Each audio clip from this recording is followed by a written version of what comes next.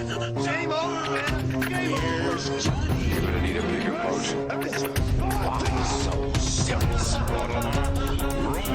I am Iron Man. This is a tasty burger. Welcome to the In Session Film Podcast. Welcome to this podcast review for November 17th, 2024, and I'm JD Duran. And I'm Brennan Cassidy. Hey, thanks for joining us, everybody. Award season is in full swing. It is going to be a very, very busy week as we have not one, not two, as we usually do. We will have 3 reviews this week in addition to our typical main show shenanigans that we'll have for episode 611 this week. This might become a bit of a norm for the rest of the year. It could be. Yeah, this could be very much the case the rest of the way. And as we begin this conversation, I want to address the elephant in the room, given what Emilia Pérez is about.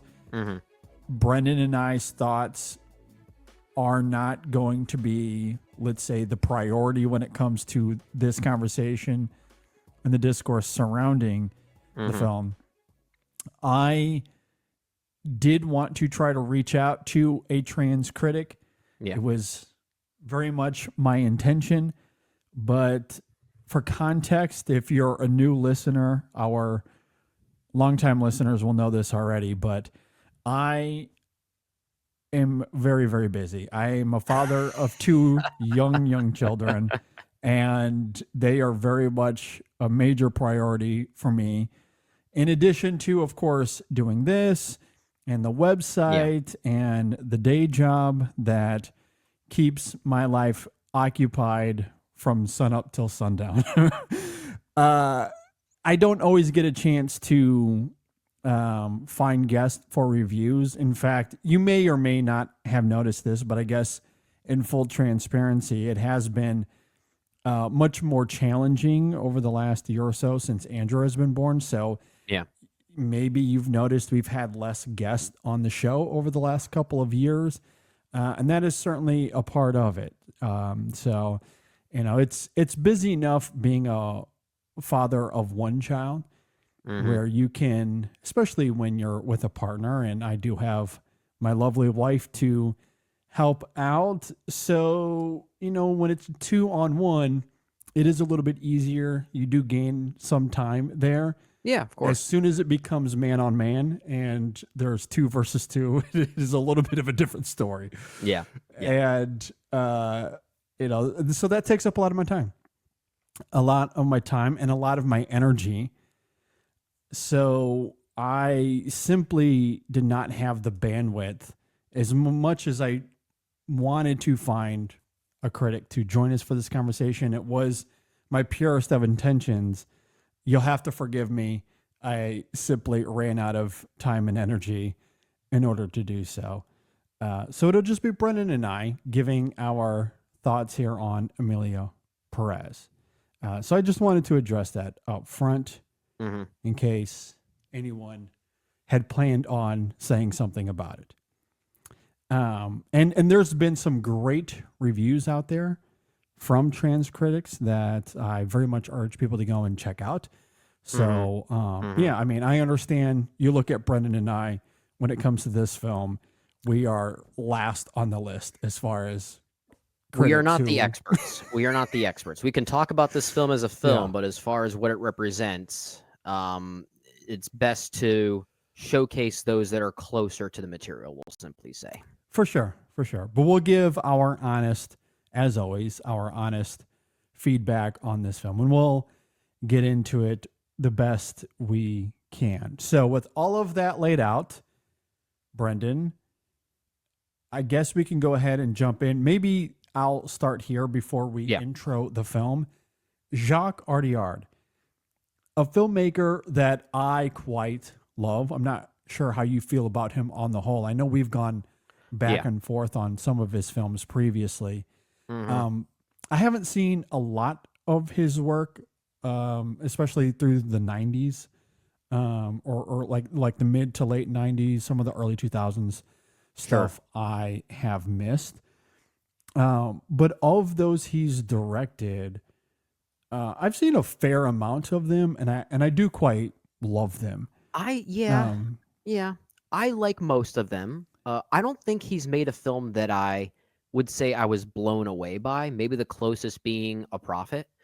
But I've always enjoyed most of his movies. I think the interesting thing about Jacques Audiard, though, is that I look at the films that I have seen, which is, to your point, mostly everything since The Beat That My Heart Skipped from 2005. Pretty much everything yeah. since then, I'm pretty sure I've seen at least once. Yes. Same. Um, but he is a filmmaker I do admittedly have a hard time pinning down. And what I mean by that is I think all of these films stylistically are so dissimilar from another.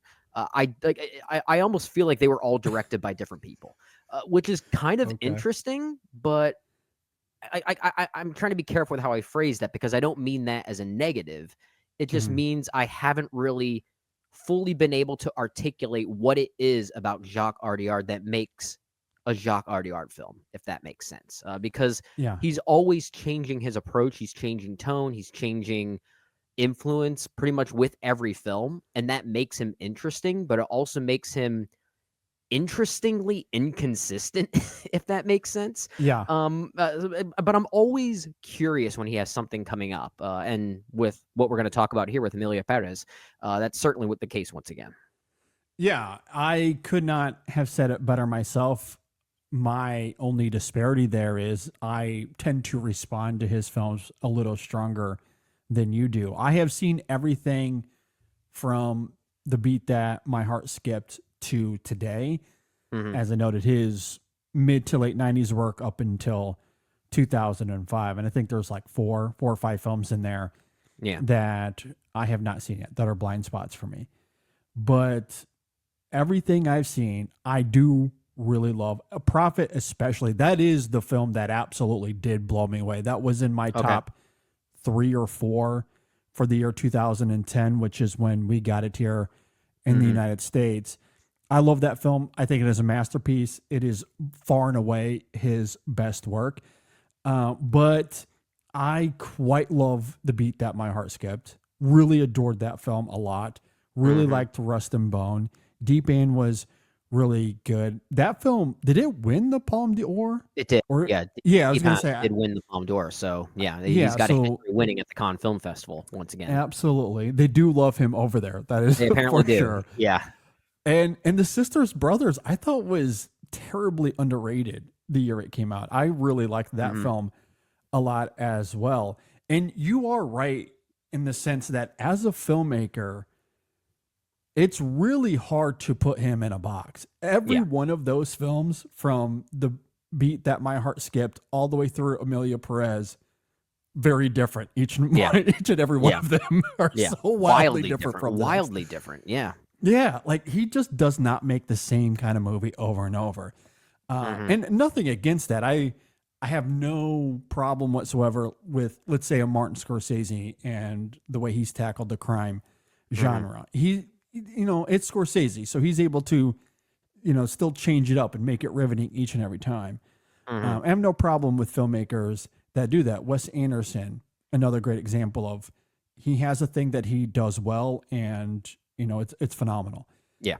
That's just not who Jacques Audiard is. Like No. he's jumping all over the map, and I do love that. For better or worse, I have very much responded to it. So Yeah. I want to lay the groundwork there because that might play into my thoughts a little bit. I do really appreciate him as an artist and as a filmmaker, at least He does take swings. to this point. He Yeah, does take swings. I wouldn't necessarily call him one of the boldest filmmakers working today, but he's at least trying to take introspective swings. He's at least trying to challenge himself. The Sisters Brothers especially was a huge turning point for him in many ways because he's Yeah, never that was done a his film first like that. English language film, I believe. Yeah, and kind of like this weird cryptic comedy of sorts too. At least given the dynamic and the interplay between John C. Reilly and Joaquin Phoenix in that Yeah. movie. Yeah. He's definitely going for a different energy that I For wouldn't sure. say he's really gone for before. And I mean, that's certainly what he's doing here once again with Emilia Perez. But even so, he's always trying to challenge himself it seems like that might be his priority more so than trying to challenge the form or the filmmaking form. And I respect that. You know, he never wants to make the same movie twice. At least that's what it seems like he's trying to do. No, I agree. I think he does love to challenge himself, and I do really love it, even if it doesn't, you know, like it might undermine the idea of what an auteur is, or, you know, having a DNA. But I do love that he loves to approach a certain story or a certain film with something specific in mind that he may or may not have done before. Regardless of where he, you know, establishes that threshold. A Prophet, for example, he's essentially making The Godfather and The Godfather 2. He's essentially making both trying of to those fuse them movies both, with into a little one movie. with some more metaphysical, magical realism thrown in for good measure. Yeah, but that's what he's trying to do. He's like, I'm going to make The Godfather, but in a prison. Yeah. I mean, good luck to you. I mean, that's an ambitious goal. And as I said, I think it's a masterpiece. I think he mostly succeeds there. You know, the sisters, brothers, veering into this, you know, almost campy Western at times, but still kind of still very thoughtful. Still bringing in that kind of cold richness that he brings to his films. You know, that's still very much there. And then jumping into Emilia Pérez, he's making this sentimental, melodramatic musical set in Mexico. Yeah. Never done that before. That's a new one. Yeah, that's a new one for him. It's very new for him. A lot of people have already cited that he seems to be pulling from Pedro Almodovar just as much as he's pulling from Jacques Demy. He's definitely pulling from various influences that he's never pulled from before, and that is definitely on screen here. Yeah, for better or worse. For better or worse. All right, with all of that said, let's go ahead and jump into Emilia Pérez. All right, so this is, of course, written and directed by Jacques Audiard. It stars Zoe Saldana, Carla Sofia Gascon, Selena Gomez, sort of Edgar Ramirez, and a few others that come and go throughout the film. If you're not familiar with Emilia Pérez, you'll never guess this, Brendan. It is about Emilia Pérez. Never would have guessed. It's about her, a former cartel leader. She enlists Rita, an unappreciated lawyer, to help fake her death so she can finally live authentically as her true self. All right. Let's jump into this. Brendan, what did you think about Emilia Pérez? I think we should also note the victory that this film had at the Cannes Film Festival earlier this year, where it won Best Actress for not one, not two, not three, but for 4 actresses. Yeah. Yeah, pretty wild. That's pretty wild. Let's just throw all 4 of them in. Yeah, as kind of like an ensemble win, I guess. Adriana Paz, I'm not sure if I'm saying that correctly, forgive me, but she is the other one that I failed to mention there. My apologies, but she was among as well. She was among the 4 alongside Zoe Saldana, Carla Sofia Gascon, and Selena Gomez. Has that ever happened before at the Cannes? I don't think so. I'm trying to recall some of the sentiments at the time. Yeah. But I want to say that's a first time.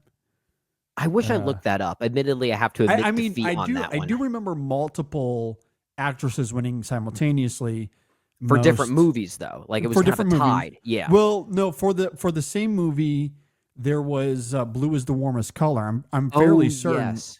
Okay, you might be right both of those about actresses, Adele Exarchopoulos and Leah Seydoux, respectively. I'm fairly certain both of them also won for that film.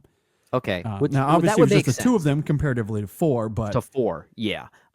There are times that the members at Cannes, whoever's voting that year, they tend to like to take some swings that I find a little bit baffling.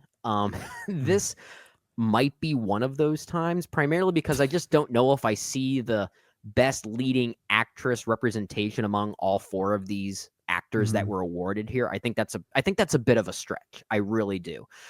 If anything, this is really Zoe Saldana's movie. I feel like, if anything, Ruth is kind of the main character, even though the movie itself is titled Emilia Perez. You would think that Carla Sofia Gascon is sort of the star. In a way, she kind of is, but I feel like most of the conflict revolves around Ruth's integration within this story, in this crime thriller, in ways. So I feel like it almost kind of crosses boundaries between the two of them more so than the four of them. So I just found that really interesting. And I will say, I'm glad that you brought up the notion at the top of this review that you and I are not necessarily experts in what this movie is depicting sociopolitically. Okay, we can certainly address whether we think the movie works or doesn't work, and if it is in relation to some of those things. But for those listening, forgive us if this review maybe comes off a little bit more high level than some of our other reviews in the past. This film overall did not work for me. And I think it's one of those cases where at first I wanted to say it just simply trips over its ambitions, because Jacques Audiard is taking some swings here, and I do respect that. But I think, if anything, a lot of these swings that he seems to be taking are more so there to mask the fact that this film is just very high level and superficial, I think. Even though I am not an expert on the material that's being covered here, it didn't feel like the work was done to represent it properly. It felt like something was missing. In a way, it almost felt kind of regressive in some of its notions. And I can't fully articulate why, but there was something that I was sensing during the experience that just felt very incomplete, almost like half the work was done. And I think maybe that also comes through in the filmmaking. It's one of those cases where I think the movie functions kind of as a basic crime thriller in some ways, but with some musical numbers thrown in for good measure, almost as if it's just trying to work as this last-ditch effort to make the film seem more compelling than it is. I don't really think the film comes together. And I'm trying to respect it as Jacques Audiard trying something new, and I can on those merits. But I don't know if the film was even ambitious enough to really to elicit some type of response from me. And I think as a result, it just makes for a film that feels kind of piecemeal by the end, and kind of inconsequential, if I'm being honest. I know the film has garnered some pretty aggressive criticism from those in the trans community who have very strong feelings about how it represents their community. And we may highlight some of them individually that we think those of you listening should go and check out, because I think they have really thoughtful insight on the film. I just think as a film, outside of just that lens, I just don't think it comes together. I really don't. And I think up until this point, it is my least favorite Jacques Audiard film by quite a margin, honestly. Yeah, I think that is very fair. And yeah, to reiterate, I do wish that we were able to get on a trans critic here to talk about a lot of this film in detail, to get that perspective. It's not an excuse. I don't throw my children out there as an excuse. I should have found the time and the energy, but the truth is that's what it came down to. Yeah. And unfortunately, that's why we're here. I did take some time earlier in the week to read some of those reviews, because I did watch this film. I felt a certain way about it and wanted to see and understand that perspective a little bit more. And as I did read through some of it, I think it did help bring some clarity to this film, because I am completely with you. This is my least favorite Audiard by a wide margin. I think it is one of the most regressive and misguided films I've seen in a long time.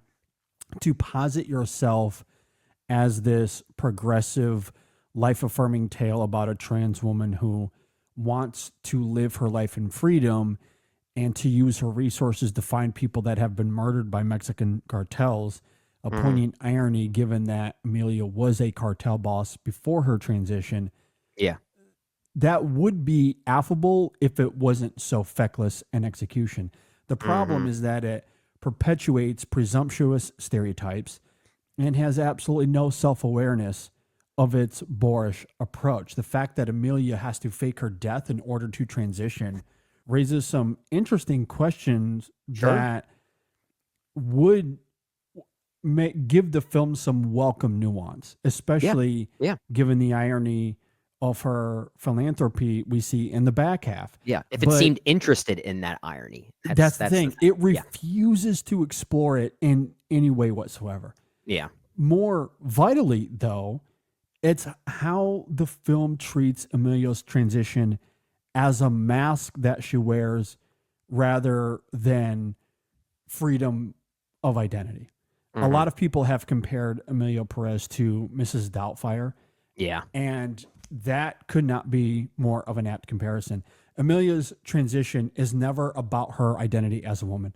Instead, the film presents her transformation as self-serving, forcing her family to think she's dead only to bring them back because she can't live without her kids.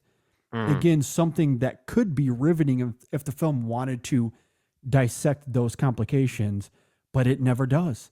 And by the end, it denotes that surgery won't, quote, fix her soul, and that tragedy is the inevitable outcome.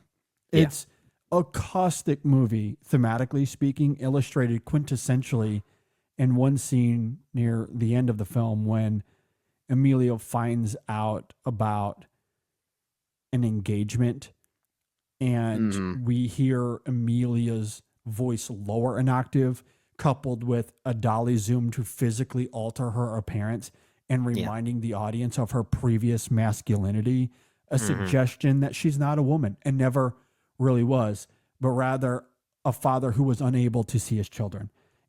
That is a rather ugly approach to this film.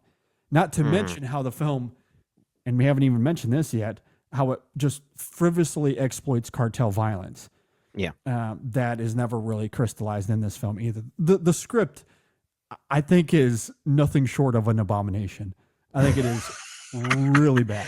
I was not going to use Really, that word, really but bad. yeah, the script is very problematic. It is really, really bad. Now, that said, and perhaps this is where I veer away from some of our peers, I don't always hate it as a musical.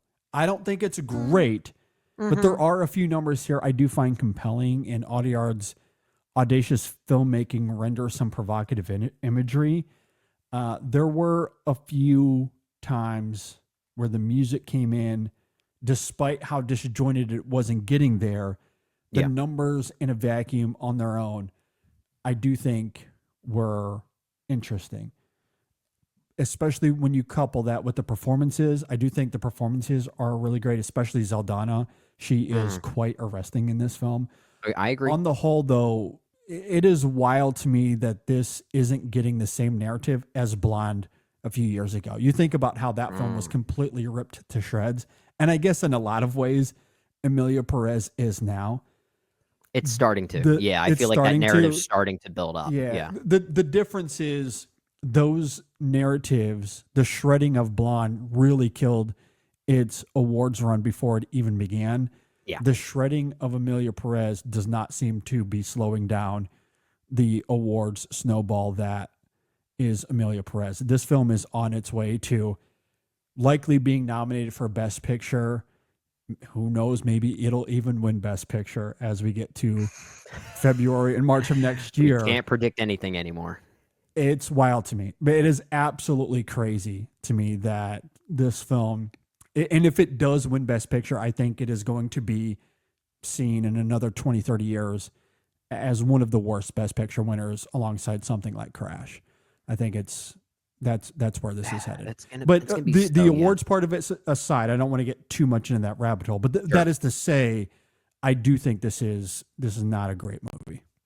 It's a shame that if this movie does garner that type of awards buzz and even goes on to win some of those coveted awards at the Academy Awards, it's just a shame that a movie like this, a musical like this, is garnering that type of appreciation from the Academy when movies like Annette were right there. You know, it's and we'll probably talk about that a little bit further when we get to the main show this week.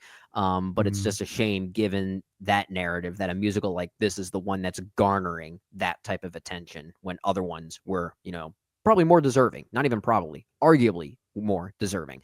I think you did hit the nail on the head on something in your thoughts there that made me want to try to find something within the film that I think was worth talking about and maybe worth honoring its possible provocation, because I think there is a kernel of an interesting idea here. I think where the film is perhaps offensive for many people is, I think, where the film could have tapped into something interesting. Some of those comparisons to Mrs. Doubtfire that many people have made, the idea that the circumstances around Amelia herself and why and her choice to transition given her cartel lifestyle, I think adds a lot of questions that if the film was interesting, if the film was interested in raising them as questions for us as the audience to ponder on, there is something perhaps pretty provocative here. I think the problem is that those interesting provocations get buried underneath the superficial thrill of this trying to function as a movie. And that's where I think the film becomes wrongfully offensive and wrongfully regressive and wrongfully misguided. Actually, I think misguided is the best word for it because it's focusing on the wrong things when the potentially right things were still there. That's what makes the movie so disappointing, I think, is this could have been a really new spin on this type of representation in film to ask more questions about it in a way that could have been intriguing and challenging.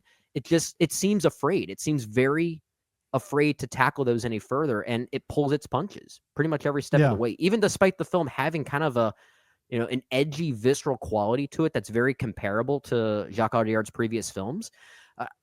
It seems more interested in being aesthetically gross as opposed to being sociopolitically provocative. And that's really unfortunate given the final product. And I think that's why the musical numbers here kind of felt like a last-ditch effort in many ways to me, even though I don't disagree with you. There are some that are pretty compelling and well-made in a vacuum. I think the one that really does come together, I think it's around the midpoint of the film. It's one that Zoe Saldana performs at the gala, which is kind of like this, almost like this hip hop number of sorts, but the camera keeps lingering on between all the different tables. It zooms in on her, zooms out. It's probably the one moment of the film where I felt like every aesthetic choice being made here does come together into something that feels consistent and like it has this through line that made sense with the rest of the movie. But I don't know if I could say that about the rest of them. It feels like there is a disconnect here, as if it's trying to mask the fact that it has more challenging ideas that it's just afraid to tap into. And I do think that's unfortunate. Yeah. Is that the one titled El Mal? I think I'm not so. sure if I'm saying that right. I think that's the one that you're talking about. Well, let me rephrase that. I know exactly the scene that you're talking about. I'm trying to recall the name of the number there. Right, yeah. Because I think that is one of the songs that's up for Best Original Song as well. So I'm trying to that does connect not the dots surprise there, me. but I think it's all over the marketing too. I feel like I've seen promos for that one in particular. Like that's part of the awards campaigning push. Yeah, that is one of the more interesting numbers here. There's another one, and again, forgive me, I'm not sure what the title of the track is, but it's a collective. It's almost a choir singing a song.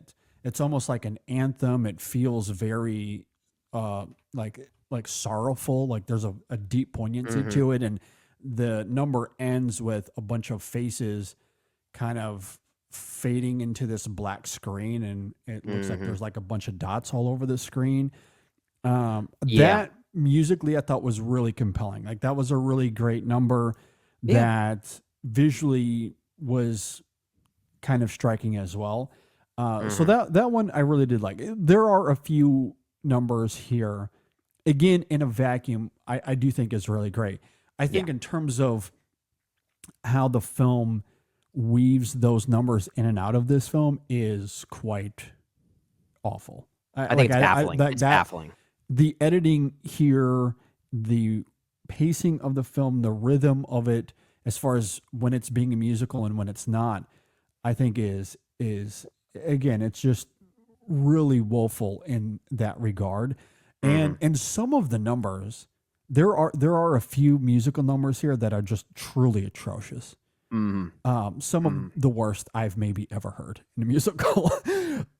It's so hard when wild the spectrum of quality to the music here. I noticed the ones that I like more than others. It's when they're less focused on plot, because there are a lot of cases where the musical numbers are still singing plot points to us, or like they're singing Yeah. dialogue that's meant to still carry the narrative forward. Yeah. Those don't always make the most interesting musical numbers, in my opinion. I feel like the musical numbers that do work best, whether it be in a movie or an actual stage musical, it's the more traditional ones, the ones that actually feel like they're breaking away from the narrative to internalize some type of emotionality, right? And those are Which still is here. the El Mal one that you're talking about. That's exactly what it's doing. That one does that, yeah. I feel like one of the few examples of a movie musical specifically that is able to get away with, utilizing plot or singing plot to get to the end is something like The Umbrellas of Cherbourg, which does that really well, but still feels all interwoven. I think this is a movie that is trying to tap into that Jacques Demy influence, something like The Umbrellas of Cherbourg. I feel like I feel like it's trying to create a similar type of rhythm to an old musical like that one. It doesn't feel like it's committed to it. It only everything about the movie feels like it's only half committed to everything that it's doing, which is why I want to appreciate it more. But I feel like the ambition is it's only halfway there. It's not committed to really anything it's going for. Well, I think when it comes to the type of music that a film like this employs, all of it's going to come down to execution. Whether That's fair. it be action, plot, servicing what's happening on the surface, or an internal monologue, give it conviction. Yeah. That's what I love so much about, something like Annette. Like Annette, I think is another great example that does both of those. There are times where it is servicing the story and what's happening on the surface, but my goodness, is it inventive? It is extremely creative. It is a lot of fun. And it commits to that inventiveness. And it commits to it. It's really, really incredible. So yeah, I mean, a lot of the times it just kind of comes down to execution. Cherbourg certainly being quintessential in that as well. Absolutely. I have no problem with it. I think it's why I like Les Mis maybe more than most, although I'm not saying that's a great musical by any stretch of the imagination, but I really like it because I do think there is an emotional conviction to that film. Say what you will about the performances or the pacing of it. It is about 17 hours long, but I do think there is a conviction to the performances and the filmmaking there that I tend to respond to. Yeah. So I know I didn't feel that here.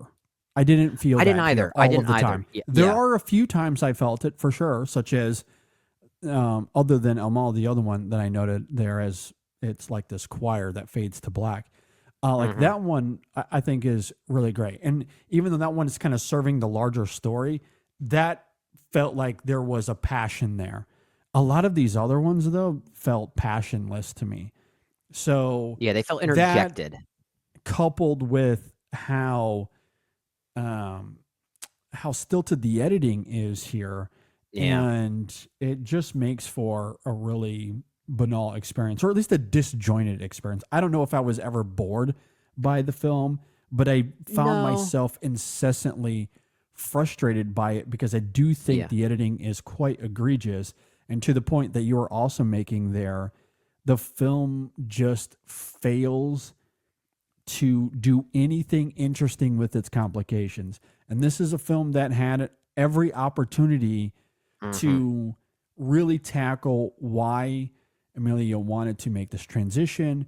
And even after she's found her freedom and she's living the life that she says that she wants, why does she want to go back to her kids? She desperately wants her kids back, wants her family back. Why? Film never that's a great point. A single time. Yeah, one of the things I noted in my own notes in preparation for this conversation was, what are their motivations? And I honestly didn't even really know the answer to that. And I mean that for really every character here. I feel like Zoe Saldana and her performance, I think her performance is able to fill in maybe some of the missing gaps in the script to at least give Ruth maybe some type of conviction. I feel like she might be the strongest player here. And I could also say the same about Carla Sofia Gascon. I think they're really the two players in the whole film that bring any sort of conviction to the material. And if there are any gaps that are being filled into the script as far as their motivations are concerned, it mostly comes down to their performances, but it's just not enough to fully justify all the missing pieces that this film has. Yeah. Yeah. I mean, and again, I know we've invoked it a couple of other times, but this film, in a very real sense, not to be sarcastic or to joke about it, but it really is Jacques Audiard's Mrs. Doubtfire. That's ultimately It how is. this Yeah. plays out. Yeah. And I would like to know why her kids tether to this new identity that she has. Now, that's to say, as a human being, once you have kids, you deeply love them. And that is noted in the opening scenes before the transition. Yeah. When we do see her playing with her kids there, and you get a great sense that she does love them. And that, you know, sending them away to Sweden, Switzerland, one of those Nordic Switzerland. Yeah. That did have an effect on her, but transitioning, becoming Emilia, that was more important to her. Okay, so we get a sense of the emotional nuance there. But, you know, like even there, like I don't know how well staged and well handled that is. Like I still feel like it's lacking a little bit of depth there, and the way it treats her wanting to transition. It's brief. It's, you know, I've read some reviews that have really, really gone into how like that is presented in terms of showing Rita some of the physicality. Again, I can't really speak to that, but I do think from an emotional perspective, while it does establish the love she has for her kids and why she's ultimately making this choice, I think it's clear enough in a simple way, but I don't know how much depth is there. Regardless, though, once she makes the transition and we find her back in the presence of Rita and she is talking about her kids once again, the question of why never really brought up. Like it's never brought up. And there are some really great complications there that I do think warrant tackling, especially given how this film plays out. And then there's Jessie, played by Selena Gomez, who's a big part of this as well. And we think about like the volatility that she's experiencing, because maybe this is slight spoilers. Well, I guess we talked about it in the synopsis. She fakes her death to make this transition. So Jessie thinks her husband is dead. Yeah. That's what she perceives. Pretty harsh. It's pretty harsh. Yes. And then Emilia brings them back without her knowing. Again, you think about the Mrs. Doubtfire comparison there. Yep. And while we see some of the awkward tension, the film never really addresses it in any meaningful way whatsoever. It just lingers, and that's just not enough. Like that's not enough to be compelling. That's not subtlety. That's not introspection. That's just presenting an awkward situation and then never talking about it. I don't see those things as the same thing in this case. Yeah. And I think it really hurts this film, especially where it goes at the, near the end of the film and some of the tragedy that plays out. And it just goes on to amplify the fragility of this screenplay and its lack of awareness, which I think is kind of astounding. Yeah. There's a great review over at, I think it's at The Cut. It's from Heron Walker, who's a freelance writer and New York contributor, that basically says Emilia Pérez's biggest problem is Emilia Pérez. It basically sums up exactly what you're talking about there. Yeah. Yep. But goes into more detail on not just what you eloquently stated there, but also how the film's trans representation is problematic for those reasons. Mostly in summation and just giving like a bit of a paraphrasing here, how the filmmaker here, Jacques Audiard, really should have taken on the responsibility to represent something like this more correctly. And I think we are in a day and age now when if you're going to tackle material like this, you owe it to yourself and the rest of the world to do your research and understand what you're trying to convey and why you're interested in it in the first place.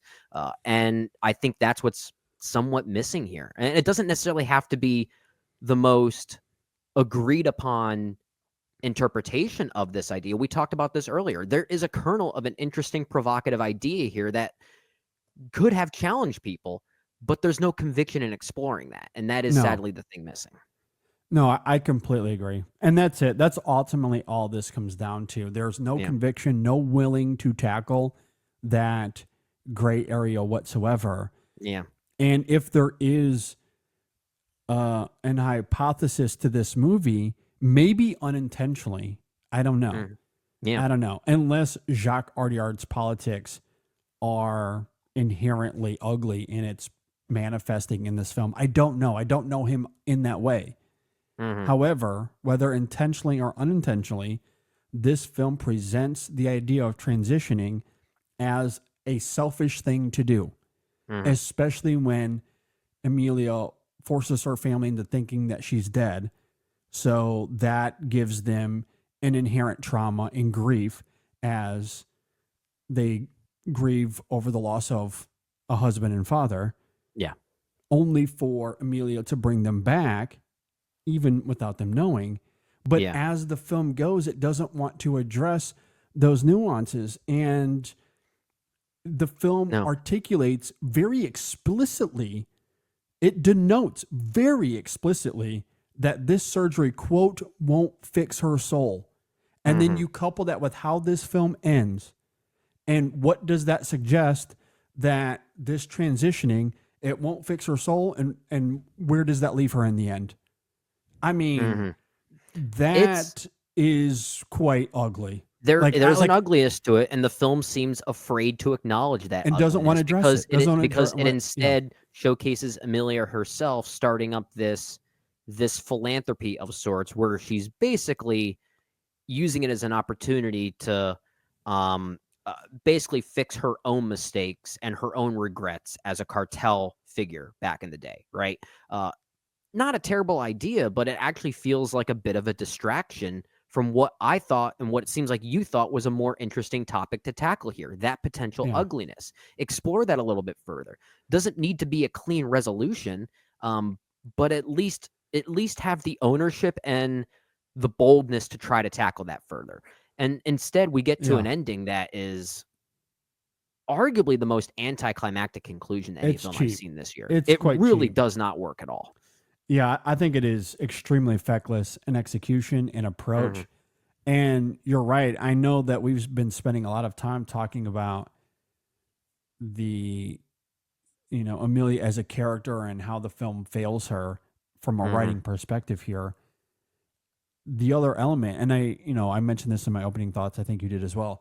I mean, the film exploits cartel violence and does absolutely nothing with it. Yeah. Other than, again, present that irony, because she is a cartel boss in those opening scenes. So on the other side of transitioning and wanting to repent in a way, she utilizes her resources to find missing and dead people that have become victims of that same violence that she was a part of. Okay, that's an interesting irony. What are you trying to do with that?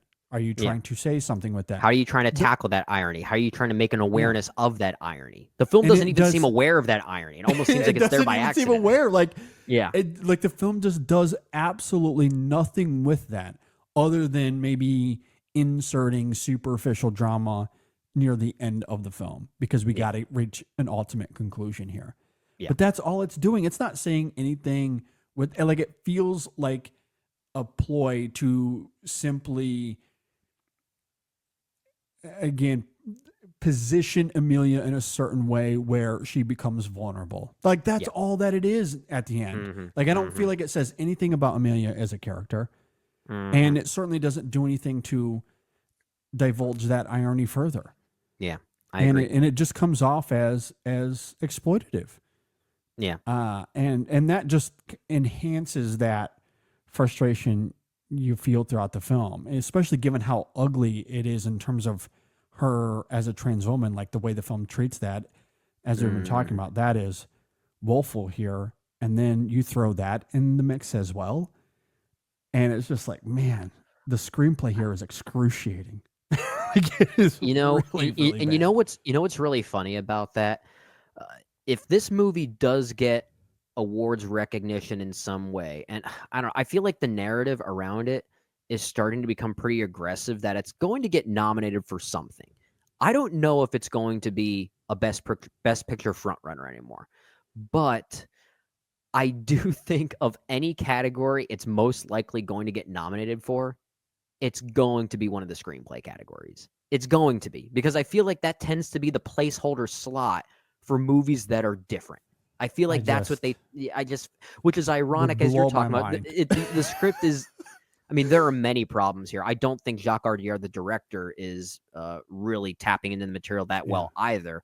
But what is on the page is so problematic in the first place that we have to be harder on the script because the film's problems all stem from that seed, right? Well, it's funny that you say that because we've had conversations on the show before about how the Academy tends to go in this every other year sort of structure, right? Where it's Moonlight. What an amazing win. Then it's Green Book. And then it's, you you have Parasite winning. And then what's the one after that? I'm blanking here. But it's like I'm at a point where I forget every best picture winner. I forget. But it's just it seems like every other year. Yeah, Coda. Coda. Oh yeah, Coda, exactly. Which I like. Is it a best picture winning film? No, absolutely not. I think it's a really good crowd pleasing movie. Yeah. But I feel like you can almost go every other. When I say every other, I mean like maybe every two others, because the past two you had Oppenheimer and Everything Everywhere All at Once, which whether you like those movies or not, they're very bold picks for a best picture win. And then you have Coda, then you have Nomadland and Parasite, and then before that Green Book. So and then before that you have The Shape of Water and Moonlight, and then Spotlight. Now, I think Spotlight's still a very good film, but certainly a much tamer win by comparison to some of these others, right? Yeah. So there definitely seems to be a bit of a not the most repetitive pattern, but a little bit of a pattern. But there's a little bit of a pattern there. Yeah, absolutely. And I guess that's ultimately what I'm trying to say. Like, it's not exactly every other year, but yeah, I mean, you get Moonlight. I like Shape of Water. I think that's I think it's a very good movie. Given the Academy's history, I think that is a fairly bold choice, especially at the time. Sure. And then, you get Green Book. Then you get Parasite and Nomadland, as you're talking about, then Coda. And then, Everything Everywhere All at Once, I still think is a great movie. I will still champion that film. It's been film Twitter to death at this point, which that's the quintessential discourse that provokes the whole stop turning art into sports thing out of me. I get so frustrated and angry over that kind of nonsense. Yeah, that's fair. That's fair. At any rate, I think those are great best picture winners, which is to say we are due. We are due for one that we don't agree with. We are due for a Coda and a Green Book. Like, that's just how this has gone since 2016. So I do think we should start preparing ourselves for disappointment. Yeah, unless Honora comes in and sweeps it. Yeah, I mean, it's always possible. The Brutalist, which I don't think you've seen. I have not seen that yet. Could be in play. There are certainly outcomes here where we do get a genuinely great Best Picture winner that a lot of us can be happy with. But I'm just saying, and maybe it's not even Best Picture. To your point, maybe it's Emilia Pérez coming in here and sweeping a screenplay category, which I still think would be egregious. Maybe even more so. Oh, yeah. Because the writing is by far the worst element of the film. I can get behind the film a tad bit more when you include some of the filmmaking choices here. And there's been a lot of people, a lot of critics really going hard at the film in terms of its visual palette and the cinematography, the blocking, even the choreography of the numbers. I don't quite feel that extreme. Yeah, with it's not the perfect. filmmaking here. There are a lot of flaws here, but there are times when it is rather impressive. It's not Yeah. consistently impressive. There are a few others that I think are pretty sloppy, but I think there are still a good chunk here that are mostly very good. So Yeah. I'm kind of with you in that. Yeah, I didn't really have as much of a problem with how the film looks. Not that it's one of the best shot films of the year. I don't think that is the case. It looks okay. But again, I think it is the implementation of the music when it wants to be a drama. Again, the melodrama of it all, the sentimentality of this film. It's the synergy of it that's all problematic. Yeah, the synergy, the editing, I think is atrocious. So maybe we should expect it to win editing as well. I don't know. Oh, it's going to be nominated for best editing. You just wait and see. Look, I'm just saying, like, overall as a film, there are aspects, as I noted in my opening thoughts, I do appreciate. The writing, though, the writing cannot be defended. It is one of the worst screenplays of the year, as far as I'm concerned. Of those I've seen, anyway. Sure. I obviously haven't seen a lot of the really bad movies this year, but of the movies I've seen, and especially of the movies that are going to be in the awards race, I think it is easily one of the worst screenplays. Yeah. So for it to be nominated and win for that, yikes. That is a major yikes from me. Well, yeah. Now I think because we just said it that way, it's probably going to happen. Yeah. Do you have any final thoughts here on Emilia Pérez? No, I wish it worked. I think, as I mentioned a few times already, I don't want to beat a dead horse too much. I do think there's a kernel of a really interesting and provocative idea here that I wish was more mined. I wish was more focused on. And I tend to praise movies that are even ambitious to a fault and trip over their ambitions. But I think this is a movie that's the worst kind of ambitious at times because it feels only halfway ambitious, like its superficial ambitions are only there to trick you into thinking it has something more interesting on its mind, and it's just not willing to go there, though. And that's what I feel like this movie is really doing. And I want to praise it for maybe tripping over its ambitions. I just don't think it's ambitious enough. I think that really is, in a way, its biggest problem, and utilizes fakery to make you think it's more ambitious. And that's sometimes the worst kind of ambition.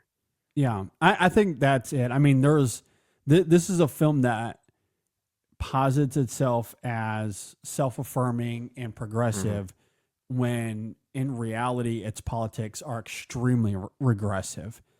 And that is to say, I very much agree with a lot of what you're saying. And that trickles down to everything we see here. And at its worst, what we see with Emilia Pérez, again, is lowering her vocal register to equate masculinity and reminding the audience of who she was before the transition. And that, as if to suggest that's who she still is. Yeah, exactly. That she is not a woman. And maybe that is a way of the film trying to give us an answer as to why she wants her kids, because she's not a woman. She's a father that just wants his kids back. Yeah. I mean, yeah, I can't get behind the screenplay. Like it's wretched. Like I think those regressive politics are deeply embedded into this film, and it does make for an ugly, ugly film. And I know we've talked about that to death, so I'll leave that there. The last thing I'll say, despite the screenplay, despite how messy it is, and that these characters are half-baked at best, I do really like these performances. Zoe Saldana especially is really great. She's getting a lot of love. And while we've joked and speculated about where this film might end up in terms of the awards conversation, the reality is the one thing that is certain is Saldana. She's very likely to get nominated for Best Actress, and I will have no problem with that. That is the one element of this film that I can get behind, because she is fantastic. She really is great. Those musical numbers here that are fantastic, or at least doing anything serviceable, it's her. Like, it's the way she sings the songs, the conviction she gives to Rita here, she does put in a passion. And I think the way that she interacts with all of the other characters here, like Zeldana gives a striking performance. It's layered, it's nuanced, and at times she is able to go above the writing. She's doing the work. Her performance basically writes the character. I completely agree. Yeah. So I do think she's really great. I think Selena Gomez is also fantastic and a nothing role because the screenplay doesn't want to do anything interesting with Jessie. Yeah. And it is so frustrating because she is, on paper, one of the most compelling aspects of this film. Yeah. There's certainly a lot of nuance to be mined out of that character. And again, the film just fails to do so. But I think Gomez is doing her best to really tap into those emotions, the indignancy that she feels, and maybe how isolated and vulnerable she is toward the back half of the film. You do see that come out at times. It is all in the performance because the writing of Jessie is non-existent. It is. Yeah. So I did want to shout her out. And poor Carla Sofia Gascon, like I really like her performance, but for all the reasons we've been talking about with the writing, like that performance was destroyed before the film could get anywhere. Yeah, it was. There's just nothing she can do to service that material. It's terrible on the page. It is. But she's really going for it. She's really going for it, and she's trying. And I do want to give her some props there. That's as far as I can go with any sort of praise here. Like other than that, I think it's just a really bad movie. Really does not work. Yeah, and honestly, as we've talked here, I feel like I've lowered my grade on it. I was gonna say because I recalled you giving this a 2.5 out of 5 on Letterboxd, and it feels like, I mean, like all ratings on Letterboxd are based on hunches. They're never really absolute. Yeah. They can be morphed in the moment of a podcast review like we're doing now. But it sounds like your attitude towards the film is less than 2.5 out of 5. Yeah. No, I think that's it. And I think it's because, when we have these conversations, and especially when you talk about a movie within the dichotomy of film Twitter and film discourse, where everything is on these extremes, right? This is the best movie of all time. This is the worst movie of all time. I typically loathe the lack of nuance in film Twitter discourse. So I try to, with anything we do, especially here on the show, but even as that translates to Letterboxd, I try to capture that middle ground, like kind of where I'm at. And as I said, there are things I do really like here. Zeldana's performance, some of the musical numbers. I want to be fair to the film, but I mean, as we've been talking about, it's hard to be fair to. It really is getting increasingly difficult to be fair to those things that might still work, even if the film is constantly cutting corners to get to that point. Yeah, I agree. I think the things that are good, they just can't overcome the things that are just so atrocious about the movie. And they're only good in like their respective vacuums. They're not. I don't know how well they're serving the actual film that isn't necessarily working. And maybe that's it. Yeah, I think that's it. Because I did write that the day of. It was one of those rare. I wrote it the day of, or maybe the day after. Yeah. Good so for you. I was quite fresh on it. I was feeling it. I didn't want to lean into the extremity of where the discourse was. I wanted to kind of play the middle card there, but no, I mean, as we talk and the more I said on it, I think I am leaning less and less and less on this, and I might find myself maybe not quite to the extreme, but I am going to lower my grade though. I've seen a lot of worse movies this year. I don't think, thankfully, we don't do a category at our In Session Film Awards on the worst movies of the year because we just don't like to talk about those things. But I will say, if I were to compile a top 10 least favorite movies of the year, I don't think Emilia Pérez will fall into that. It might still, I think I might be able to still pick 10 movies I like less than this. But this is certainly the one with the most squandered potential. Yeah, for sure. No, I'm with you there. All right. Well, with all of that said, if you agree or disagree with anything we had to say here, leave a comment below. If you're watching on YouTube, if you're listening on Apple Podcasts or Spotify, reach out to us on social media, Facebook, Twitter, Instagram, Blue Sky, Letterboxd, the aforementioned, or you can email us in sessionfilm@gmail.com. All right. As I noted, we have 2 more reviews coming out this week. We are going to be talking about Memoir of a Snail, which I am really, really excited to talk about. Yeah. And then we're also going to be talking about A Real Pain. And that's another film that is going to be heavily in the awards conversation. So I look forward to getting into A Real Pain, which is a real good movie. Spoiler alert. So we'll be talking about that. Episode 611, stay on the lookout for that as well.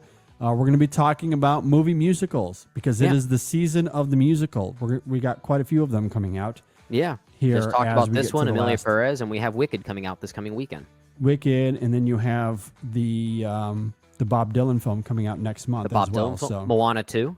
Moana 2. Yeah, so we got quite a few musicals coming out here in the last 2 This months. seems like the right time. Seems like the right time. So, yeah, we're going to be talking about musicals, and you'll hear us get passionate about Cooper Hoffman. For reasons that will become For clear. probably way longer than the show probably does. Actually, no, I take that back. Maybe. The show deserves Yeah. every ounce of it. Exactly. All right. Well, with all of that said, thanks for listening, everybody. Thanks for watching. We'll see you next time on the In Session Film Podcast. Zoe Saldana, innocent. She's Block innocent. the net instead.